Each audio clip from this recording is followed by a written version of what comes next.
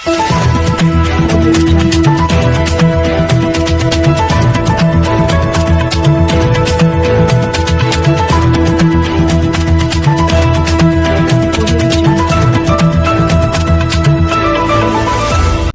में साइबर अपराध के खिलाफ पुलिस को एक बड़ी सफलता हाथ लगी है।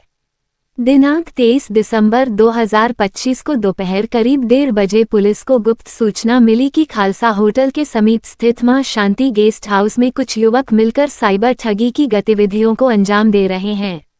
सूचना के आधार पर पुलिस उपाधीक्षक मुख्यालय 1 धनबाद के नेतृत्व में एक विशेष छापामारी दल का गठन किया गया। छापेमारी के दौरान गेस्ट हाउस से 4 संदिग्ध युवकों को हिरासत में लिया गया। तलाशी लेने पर उनके पास से कुल 8 मोबाइल फोन बरामद किए गए। मोबाइल की जांच में व्हाट्सएप के माध्यम से पैसों के लेन देन, बैंक खाता नंबर, संदिग्ध लिंक, एपीके फाइल और साइबर ठगी से संबंधित कई चैट सामने आए। पुलिस ने इन चैट्स के स्क्रीनशॉट लेकर उन्हें साक्ष्य के रूप में सुरक्षित किया। इसके अलावा गेस्ट हाउस के सामने सड़क किनारे खड़ी एक सफेद रंग की फोर्ड इकोस्पोर्ट कार भी जब्त की गई, जिसके अंदर से 5 अतिरिक्त एंड्रॉयड मोबाइल फोन बरामद हुए। जांच में एक मोबाइल नंबर और उससे जुड़े बैंक खाते के खिलाफ एनसीआरपी जेएमआईएस पोर्टल पर उत्तर प्रदेश, बिहार और महाराष्ट्र से कुल 4 साइबर ठगी की शिकायतें दर्ज पाई गईं। गिरफ्तार आरोपियों की पहचान रंजीत यादव, पवन कुमार मंडल, राहुल कुमार मंडल और विपिन कुमार पासवान के रूप में हुई है, जो झारखंड और बिहार के विभिन्न जिलों के निवासी हैं। पुलिस ने सभी आरोपियों को न्यायिक हिरासत में भेजते हुए आगे की तकनीकी जांच शुरू कर दी है। इस छापेमारी में गोविंदपुर थाना के कई पुलिस पदाधिकारी और जवान शामिल थे। पुलिस का कहना है कि इस गिरोह से जुड़े अन्य लोगों की तलाश जारी है और जल्द ही और खुलासे होने की संभावना है।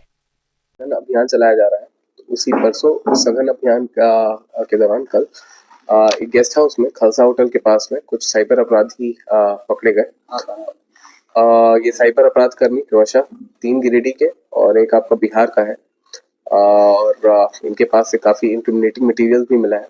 तकरीबन 8, 5, 13 मोबाइल मिले हैं और एक फोर्ड इकोस्पोर्ट गाड़ी भी मिली है। और इनके मोबाइल का अवलोकन करने में पाया गया कि ये एपीके फ्रॉड, फर्जी वेबसाइट बनाने का फ्रॉड, इन सारे अलग अलग टाइप के फ्रॉड में संलिप्त है। कहाँ से गिरफ्तारी में पड़ा? जी देखिए, एक मां शांति लॉज करके है जो खालसा होटल के जस्ट बगल में है, वहां से क्या इन्हें गिरफ्तार किया गया है गोविंदपुर थाना क्षेत्र में। इससे पहले जो लोग पकड़ा थे उनसे कुछ कनेक्शन पिछले दिनों? अभी तक नहीं, उनसे नहीं। ये अलग ये गिरोह बोलिए, ये लोग यहाँ साइबर क्राइम करने आया था, तो चांस रिकवरी जिसको हम लोग बोलते हैं, तो ये मोस्ट लाइकली उस टाइप का रिकवरी है।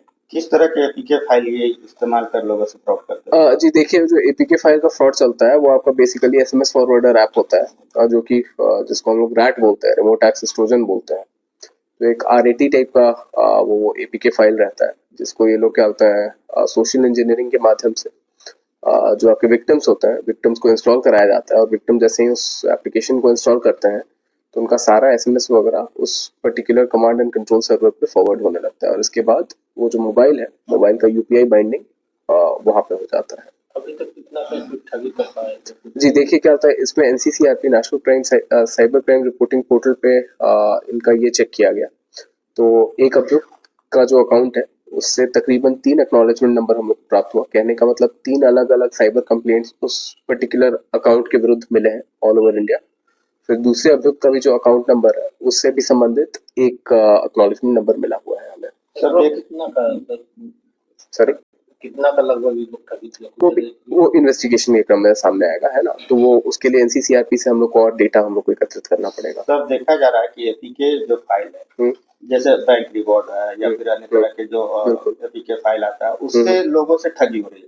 लोग इससे कैसे बच सकते हैं? किस प्रकार से इस पर बचा जा सकता है लोगों को? जी देखिए, पहले 2-3 चीज कि कोई भी आप जो भी ऐप अगर इंस्टॉल करना है तो उसको प्ले स्टोर के माध्यम से ही करिए। उसको कभी भी अगर व्हाट्सएप के माध्यम से या फिर टेलीग्राम के माध्यम से कोई भी एप्लीकेशन आपको कोई भी भेजे, चाहे आपके परिचित का भी क्यों ना हो, या मान लीजिए मैं भी अगर आपको भेजूं तब भी आपको इंस्टॉल नहीं करना है।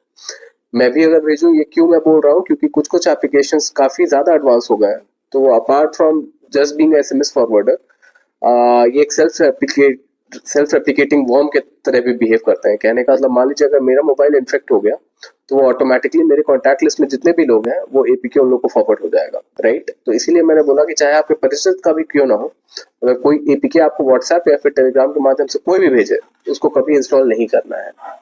सर, ये एपीके जो फाइल होता है, जैसे फ्रॉड किस तरह से होता है? मान लीजिए कोई आदमी उसको खोलता है, तो ऐसे साइबर फ्रॉड करते क्या है जो कि उनके डेटा ओटीपी उनके पास चले जाते हैं, क्या कुछ रहता है? जी देखिए, एक एसएमएस जैसे मैंने पहले ही बताया, मतलब ब्रॉड क्लास इसको रैट बोला आता है, रिमोट एक्सेस ट्रोजन, और जो पर्टिकुलर क्लास है उसका वो है आपका एसएमएस फॉरवर्डिंग ऐप।